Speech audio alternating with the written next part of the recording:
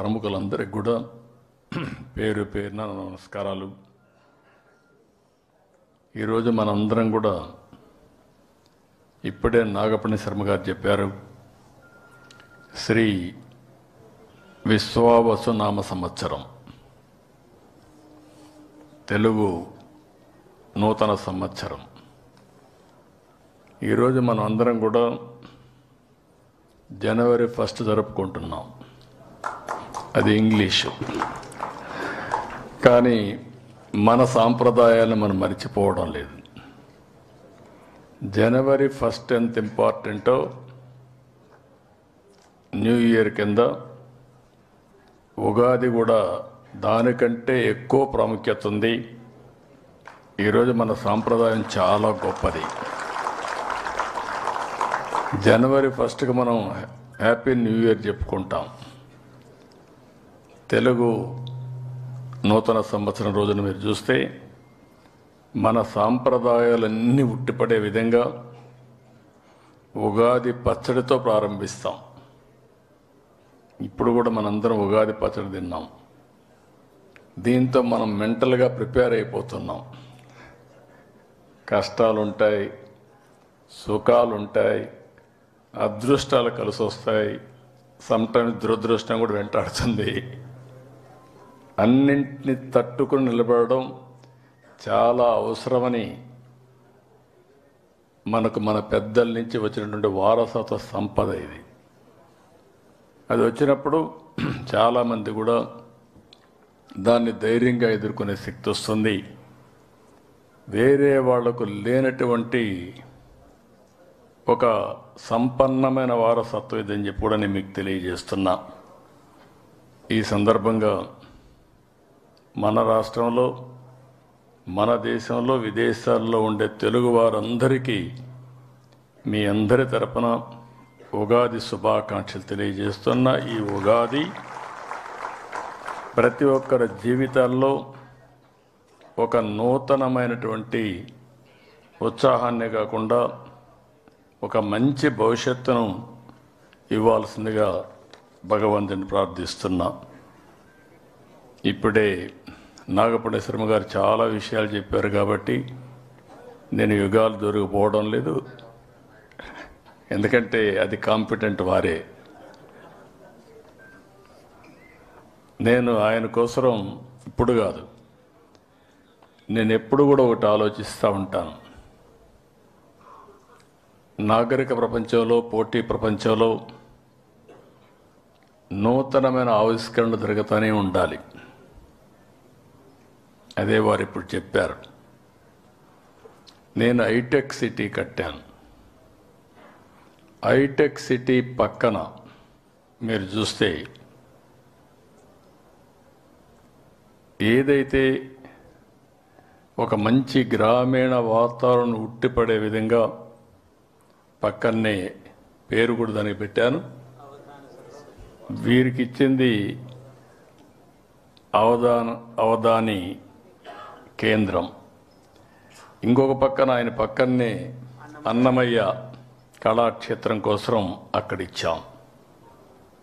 పక్కనే మన కళావేదిక ఒకటి కట్టాం, శిల్పకళా వేదిక కట్టాం. కళలు భాషల్ని ప్రోత్సహించడానికి. అంటే ఒక హైటెక్కు ప్రాధాన్యత ఇస్తే ప్రపంచం మొత్తం గర్వంగా చెప్పగలుగుతున్నా. 25 సంవత్సరాల్లో అమెరికాలో ఉండే అమెరికన్స్ కంటే 2 ఇంతల ఆదాయం సంపాదించిన జాతి ఏదైనా ఉందంటే తెలుగు జాతి. ఎన్నో యుగాలు కాదు, లేకుంటే శతాబ్దాలు కాదు, ఓన్లీ 25 సంవత్సరాలే మన కళ్ళ ముందర. అదే సమయంలో మన సాంప్రదాయాలు మరిచిపోకూడదని శిల్పకళా వేదిక పెట్టాం, అవధాన కేంద్రం పెట్టాం. అదే మరి అన్నమయ్య క్షేత్రం కూడా పెట్టాం. ఇవన్నీ ఎందుకు గుర్తు చేస్తున్నానంటే చరిత్రను మర్చిపోతే మన వల్ల మనమే మర్చిపోతాం. మన నాగరికతను కానీ మన సాంప్రదాయాలు కానీ సంస్కృతిని మర్చిపోతే మన ఉనికినే కోల్పోతామని చెప్పి కూడా నేను మీకు తెలియజేస్తున్నాను. ఈరోజు ఈ పండుగ మన రాష్ట్రంలోనే కాదు, ఆంధ్రప్రదేశ్, తెలంగాణ, కర్ణాటక, మహారాష్ట్ర ఈ రాష్ట్రాల్లో కూడా జరుపుకుంటారు. ఎక్కడ ఏ పేరుతో చేసినా అందరూ కూడా కోరుకునేది నూతన సంవత్సరంలో నూతన వెలుగులు దేవుడు ప్రసాదించాలని కోరుకుంటాం. ఇప్పుడే పంచాంగం అయితే చాలా బాగా చెప్పారు. సంతోషం. వర్షాలు పడితే సగం సమస్యలు పరిష్కారం అయిపోతాయి. ఎవరి పని వాళ్ళు చేసుకునే పరిస్థితిలో ఉంటారు. అదే సమయంలో వారు చెప్పినప్పుడు చిన్న చిన్న సమస్యలు ఉంటాయని కూడా చెప్పారు. ఎప్పుడైతే సమస్యలు ఉంటాయో ఆ సమస్యలను అధిగమించే ఆలోచనలు ఎప్పటికప్పుడు మనం చేసుకుంటూ ముందుకు పోవాల్సిన అవసరం ఉంది. అదే మరిగా ఈరోజు నాకు చిన్నప్పటి నుంచి జ్ఞాపకం, పంచాంగ శ్రవణం, రచ్చబండ మీద కూర్చొని ఇదే మారిగా ఊరంతా కూర్చొని ప్రతి ఒక్కరు అడిగి చెప్పించుకునేవాళ్ళు. అదొక విశ్వాసం, ఒక నమ్మకం, ఒక దిక్చూచి. ఎందుకంటే ఈ సంవత్సరం వారు చెప్పిన దాంట్లో మీరు ఒకసారి ఆలోచిస్తే వివిధ రాసులకు సంబంధించిన బలాబలాలు చెప్పారు. అది విన్నప్పుడు మనం మెంటల్గా కూడా ప్రిపేర్ అయ్యి జాగ్రత్తగా ఉంటాం. అదేవిధంగా కొంతమంది చాలా బాగుందని కూడా చెప్పారు. బాగుందనే వాళ్ళు ఇంకా ఉత్సాహంతో ముందుకు పోయే పరిస్థితి వస్తుంది. ఇది ఒక మంచి సాంప్రదాయం అని చెప్పి కూడా నేను మీకు తెలియజేస్తున్నా. రైతుల గురించి ఇప్పుడు మీరు చూశారు పంచాంగాలు. టీటీడీ పంచాంగం వచ్చింది, పక్కనే రైతు పంచాంగం వచ్చింది, పక్కనే హార్టికల్చర్ పంచాంగం వచ్చింది. ఇవి చూసినప్పుడు రాబోయే రోజుల్లో వివిధ రకాలైనటువంటి మనం చేసే పనులు కూడా మన నాగరికతను అనుసంధానం చేసుకుంటూ సంస్కృతి సాంప్రదాయాల్ని అనుసంధానం చేసుకుంటూ ముందుకు పోయే పరిస్థితికి వస్తున్నాం. ఈ ప్రభుత్వం, ఎన్డీఏ ప్రభుత్వం, మీరు ఒకటే గుర్తుపెట్టుకోవాలి, నేను కానీ మిత్రుడు పవన్ కళ్యాణ్ గారు కానీ బీజేపీ తరపున నరేంద్ర మోడీ గారు కానీ ఈ దేశం బాగుండాలి, ఈ రాష్ట్రం బాగుండాలి, ప్రపంచంలో భారతదేశం అగ్రస్థానంలో ఉంటే, భారతీయులు అగ్రస్థానంలో ఉంటే వాళ్ళని లీడ్ చేసే శక్తి తెలుగు జాతికి ఇవ్వాలని ఈ ఉగాది సందర్భంగా సంకల్పిస్తున్నాను. ఈ ఉగాదిని అన్ని జిల్లాల్లో చేస్తున్నాం. ఢిల్లీలో ఏపీ భవన్లో చేస్తున్నాం. ఇంకొక పక్కన చెన్నైలో పొట్టి శ్రీరాములు మెమోరియల్ ట్రస్ట్లో కూడా అధికారికంగా ప్రకటిస్తున్నాం. 5 సంవత్సరాలు రాష్ట్రంలో కళ తప్పింది. ఈ మేరకు కూర్చొని మాట్లాడుకునే పరిస్థితి లేదు. ఈరోజు మీరు చూస్తే 76 మందికి కళారత్న అవార్డులు ఇస్తున్నాం, 100 మందికి ఉగాది పుష్కరాలు ఇస్తున్నాం. విశిష్ట వ్యక్తులు, కళాకారులకు పురస్కారాలు చేసి వారు చేసిన కృషిని మనం గుర్తిస్తే, సమాజం గుర్తిస్తే, తద్వారా ఇంకా ఈ కళలు పెంచే అవకాశం వస్తుంది. ఇంకా కొంతమంది కాంట్రిబ్యూట్ చేసే పరిస్థితి వస్తారని చెప్పి కూడా నేను మీకు తెలియజేస్తున్నాను. ఎప్పుడు కూడా అందరం కోరుకున్నది ఒకటే, అందరూ కూడా ఆదాయం పెరగాలి, తద్వారా మెరుగైన జీవన ప్రమాణాలు రావాలి, మన ఆరోగ్యం బాగుండాలి, మనం మన కుటుంబం ఆనందంగా ఉండాలని చెప్పి కోరుకుంటాం. ఈ ప్రభుత్వం 9 నెలల నుంచి మీరు చూస్తే ఏ నిర్ణయం తీసుకున్నా పీపుల్ ఫస్ట్, ప్రజలు ముందు అనే నినాదంతో ముందుకు పోతున్నాం. అందుకని అనేక కార్యక్రమాలు ఇప్పటికే తీసుకున్నాం. ఒక పక్క సంక్షేమం, ఒక పక్క అభివృద్ధి, ఒక పక్క సుపరిపాలన. ఈ 3 కూడా సమన్వయం చేసుకుంటూ ఎక్కడికక్కడ ఏం చేస్తే బాగుంటుందో అవన్నీ చేస్తూ ముందుకు పోతున్నాం. నేను చాలాసార్లు చెప్పాను, కానీ ఇప్పుడు కూడా మీరు గుర్తుపెట్టుకోవాల్సింది, నేను 4వసారి ముఖ్యమంత్రిని. కానీ సుదీర్ఘ రాజకీయ అనుభవం ఉంది. ఈ సంవత్సరం గడిచిన ప్రభుత్వం సృష్టించిన సమస్యలు జీవితంలో ఎవరు సృష్టించలేదు, ఎప్పుడు నేను చూడలేదు. అన్ని సమస్యలు సృష్టించారు. అంటే అన్ని చిక్కుముడులే. ఒక్కొక్క చిక్కుముడిది వదిలించుకుంటూ మళ్ళీ వ్యవస్థల్ని లైన్లో ట్రాక్లో పెట్టాలంటే సమస్యలుంటాయి. ప్రజల్లో కూడా యాస్పిరేషన్స్ పెరిగాయి. ఆ యాస్పిరేషన్ తగినట్టు ముందుకు పోవడం కోసం ప్రయత్నం చేస్తున్నాం. భగవంతుడు కూడా ఆ శక్తిని రాష్ట్ర ప్రజలకు ఇవ్వాలని, తద్వారా మనమందరం ముందుకు పోయే ఇది రావాలని చెప్పి కోరుకుంటున్నాను. మీరందరూ గుర్తుపెట్టుకోవాల్సింది, నాగపల్లి శర్మ గారు ఒక మాట అన్నారు, ఆదాయం వస్తుంది, అదే మాదిరిగా కష్టపడకపోతే ఏది రాదు. ఈ విషయం అందరం స్పష్టంగా ఉండాలి. ఒకప్పుడు శారీరక కష్టపడేవాళ్ళం.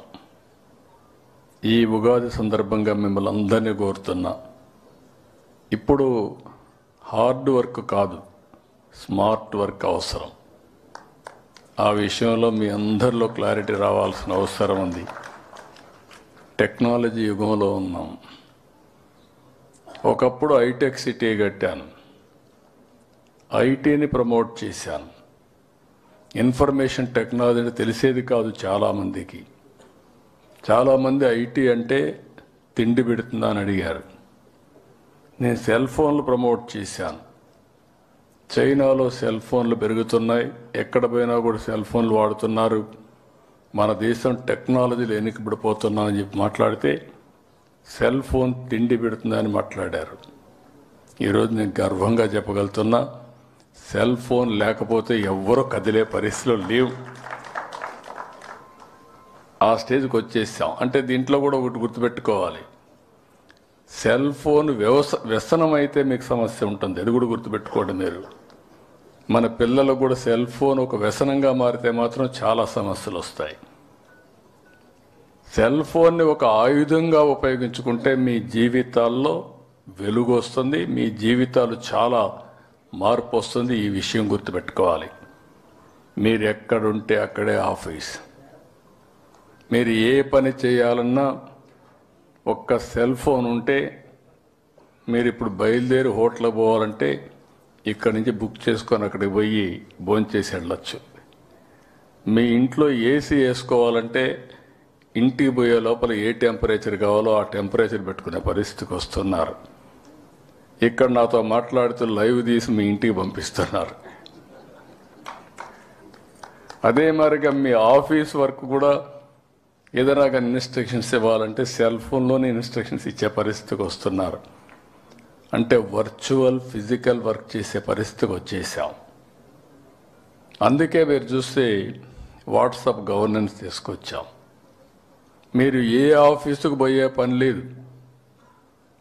ఒకప్పుడు ఎన్టీ రామారావు గారు ముఖ్యమంత్రిగా ఉన్నప్పుడు అధికార వికేంద్రీకరణ కోసం మండలాలు తీసుకొచ్చాం. నేను ముఖ్యమంత్రి అయిన తర్వాత మళ్ళీ గ్రామాలకు పోవాలనే ఉద్దేశంతోనే ప్రజల వద్దకు పాలన ప్రవేశపెట్టాం. ఇప్పుడు మీ చేతుల్లోనే పాలన ఉంది. మీ సెల్ ఫోన్లోనే మీకు ఏం కావాలన్నా జరిగే పరిస్థితి వస్తుంది. ఏ సర్టిఫికెట్ మీ ఇంటి పక్కన ఎంఆర్ఓ ఆఫీస్ ఉంటే ఎంఆర్ఓ ఆఫీస్కి పోవక్కర్లేదు. సెల్ ఫోన్లో అడిగితే వాట్సాప్ గవర్నెన్స్లో ఏ సేవలైనా అందించే బాధ్యత మాది అని చెప్పి నేను మీకు తెలియజేస్తున్నా. రెండోది, మీరు వచ్చి నాకు చెప్పుకోవాలి. ఒకప్పుడు మీ ఒపీనియన్ తెలియాలన్న కష్టంగా ఉండేది. ఇప్పుడు సెల్ ఫోన్ ద్వారానే ప్రజల అభిప్రాయాలు తెలుసుకోవడం, తద్వారా కార్యక్రమాలకు శ్రీకారం చుట్టే పరిస్థితి వచ్చామని చెప్పి కూడా నేను మీకు తెలియజేస్తున్నా. ఈ సంవత్సరం కూడా మనం బడ్జెట్లో ఇన్ని కష్టాలున్నా 3,22,000 కోట్ల రూపాయల బడ్జెట్ పెట్టాం. ఇంత మునిపే వారు చెప్పినట్టు రాజపూజ్యం అవమానం గురించి చెప్పాల్సి వస్తే గడిచిన 5 సంవత్సరాల్లో ఈ రాష్ట్రంలో అందరికి అవమానాలే. రాబోయే రోజుల్లో ఎవ్వరికి అవమానాలు ఉండవు. నాగపణి శర్మ గారు కూడా ఈ రాష్ట్రం వైపు వచ్చినట్టు నాకు జ్ఞాపకం లేదు. ఎవరికి అక్కడ ప్రవేశం కూడా లేదు. అయితే ఒక మంచి కార్యక్రమానికి దానికి శ్రీకారం చుట్టాం. నేను చెప్పినప్పుడు చాలామంది అర్థం చేసుకోరు. 20 ఏళ్లకు ముందు చెప్తే చాలామంది ఈయనట్నే మాట్లాడతాడు, 30 ఏళ్లకు ముందు మాట్లాడాను. ఇన్నవాళ్ళు బాగుపడ్డారు. నేను ఐటీ గురించి మాట్లాడితే కొంతమంది ఆలోచించారు, బాగానే ఉంది, మనం కూడా చదివిద్దాం అనుకున్నారు. చదివించిన వాళ్ళ పిల్లలు వివిధ దేశాల్లో ఉంటూ వాళ్ళు డబ్బులు పంపిస్తే ఇక్కడ హ్యాపీగా పేరెంట్స్ అంతా కారులు పెట్టుకొని మెరుగైన జీవన ప్రమాణాలతో బతికే పరిస్థితికి వచ్చారు. ఆ రోజు హైటెక్ సిటీ కట్టా. ఇప్పుడు నేను మాట్లాడేది క్వాంటమ్ వ్యాలీ, ఆర్టిఫిషియల్ ఇంటెలిజెన్స్. ఆ రోజు హైటెక్ సిటీ, ఐటీ, ఇప్పుడు quantum computing and artificial intelligence. అంటే మీరు గుర్తుపెట్టుకోవాల్సింది, మన తెలివికి అదనంగా ప్రపంచంలో ఉండే మేధావుల తెలివితేటలన్నీ ఉపయోగించుకొని మనం చేసే పనికి నిర్ణయం చేసే పరిస్థితి వస్తుందంటే అది ఈరోజు ఆర్టిఫిషియల్ ఇంటెలిజెన్స్ అని చెప్పి కూడా నేను మీకు తెలియజేస్తున్నా. ముద్దబ్బాయి కూడా ఏగాని ఉపయోగించుకుంటే ఎక్స్ట్రార్డినరీ స్టూడెంట్గా తయారైపోతారు. ఆ పరిస్థితికి వచ్చేస్తున్నాం. అంటే నిర్ణయాలు మారి రాబోతున్నాయి. ఈరోజు మాకు ఏది తెలియదని అనుకోవాల్సిన పని లేదు.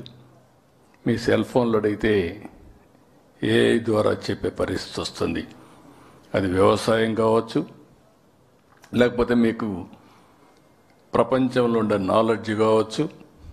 ఏ భాషలో ఏది ఉన్నా మీకు ట్రాన్స్లేషన్ కావాలంటే 1 నిమిషంలో వచ్చే పరిస్థితి వస్తుంది. ఒకప్పుడు ట్రాన్స్లేటర్ కావాలి.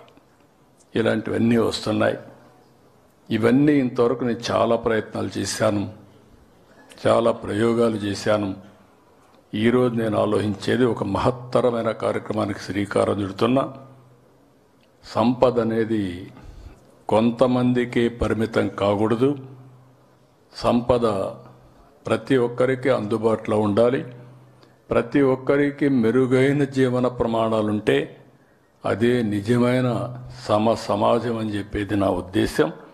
అందుకే ఈరోజు నేను ఆలోచించింది, పుట్టుకతో ఎవ్వరు కూడా గొప్పవాళ్ళుగా పుట్టాం.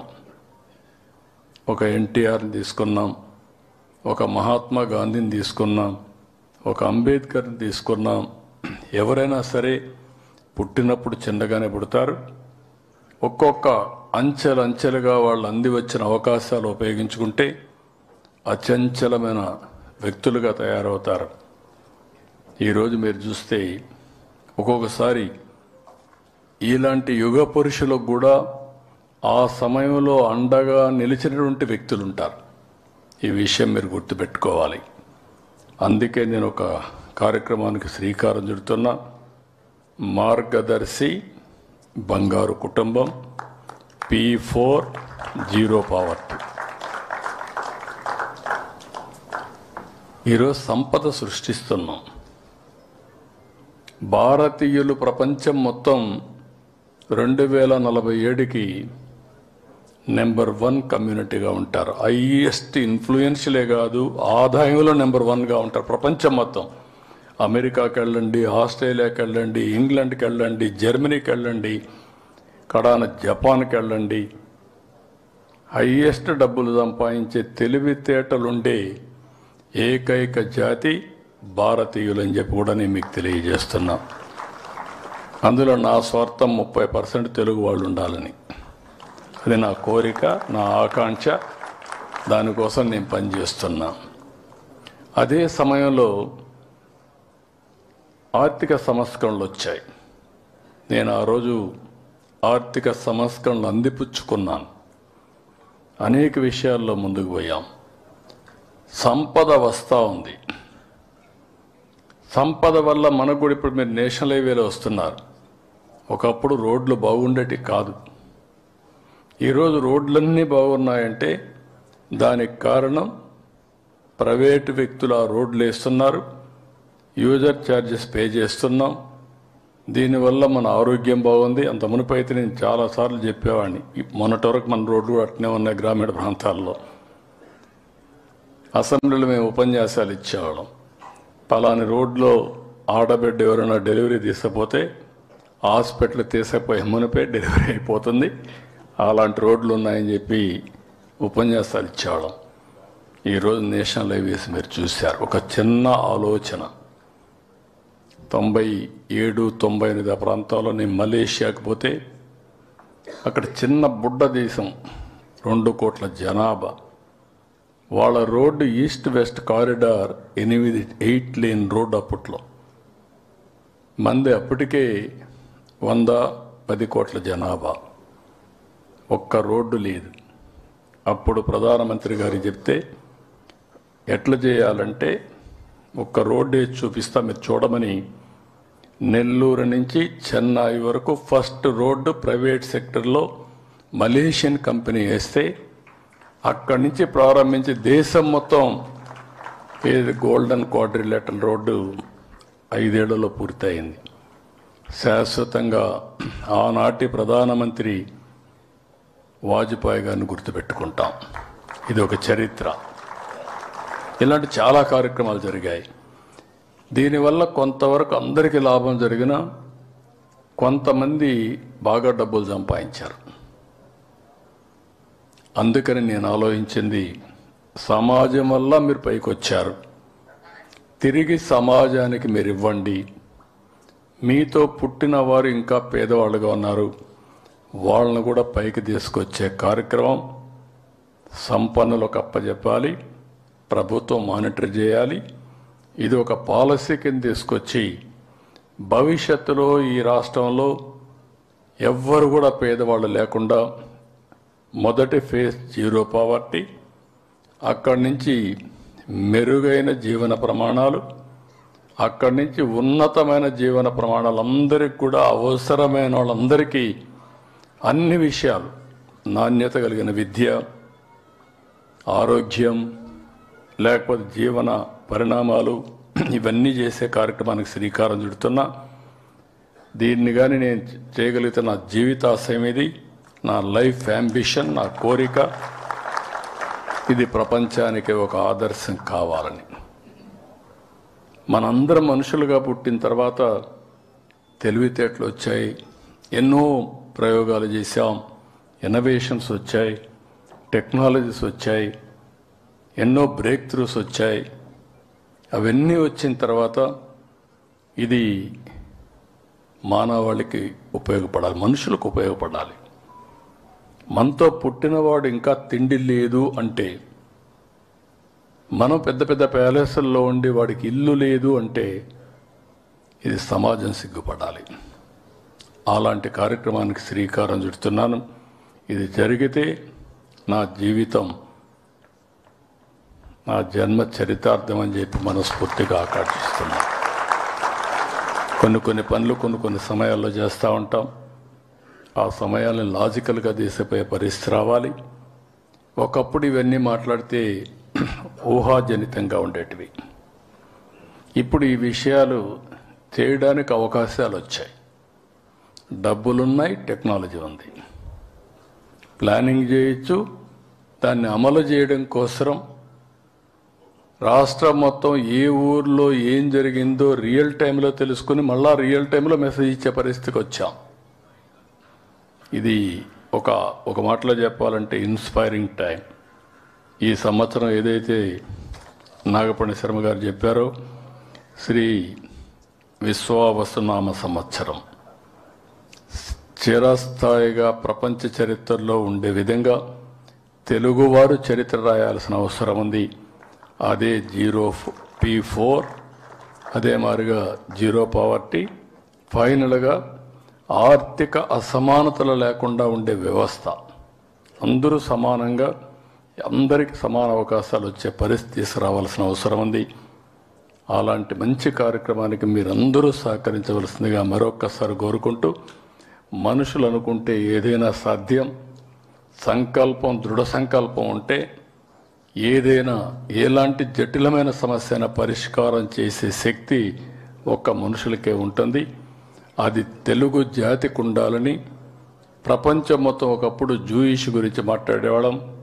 రేపు ఎక్కడన్నా ప్రపంచంలో మాట్లాడితే దానికి ఎవరు కారణం అంటే ఆంధ్రప్రదేశ్ రాష్ట్రం ఒకటి ఉంది, తెలుగు జాతి ఉంది.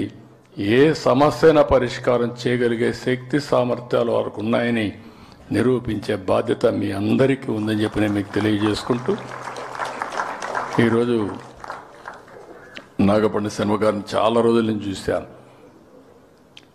30 సంవత్సరాల నుంచి చూస్తున్నా. ఆ రోజు సీఎంగా చూసా, ఈరోజు చూస్తున్నా. మనిషి క్లారిటీ ఏం తగ్గలేదు. అప్పుడు ఎట్టున్నాడో అట్లనే ఉన్నాడు, గట్టిగా ఇది చేస్తున్నారు. కానీ అదనంగా ఈరోజు ఏంటంటే వారి సేవలను గుర్తుపెట్టుకొని గవర్నమెంట్ ఆఫ్ ఇండియా కూడా పద్మశ్రీ అవార్డు ఇవ్వడం మన తెలుగు వారందరికీ గర్వకారణం. దానికి వారిని మనస్ఫూర్తిగా అభినందిస్తూ, మిమ్మల్ని అందరినీ కూడా మనస్ఫూర్తిగా అభినందిస్తూ మరొక్కసారి ఉగాది శుభాకాంక్షలు. ఇప్పుడే 6 రకాల రుచులైనటువంటి ఉగాది పచ్చడి చూసాం. ఈ పచ్చడి గుర్తుపెట్టుకొని అదృష్టం వస్తే ఎగిరిపడద్దండి, కష్టం వస్తే కుంగిపోవద్దండి. సమర్థవంతంగా ధీటుగా పనిచేయండి. ప్రతి ఒక్క సమస్యకు కూడా మెరుగైన ఆలోచనలు ఉంటాయి. ఆ ఆలోచనలు చేస్తూ ఎప్పటికప్పుడు సమస్యలు పరిష్కారం చేసుకుంటూ ముందుకు పోవాల్సిందిగా మరొక్కసారి కోరుకుంటూ అందరికీ నమస్కారాలు, అందరికీ ధన్యవాదాలు. Thank you.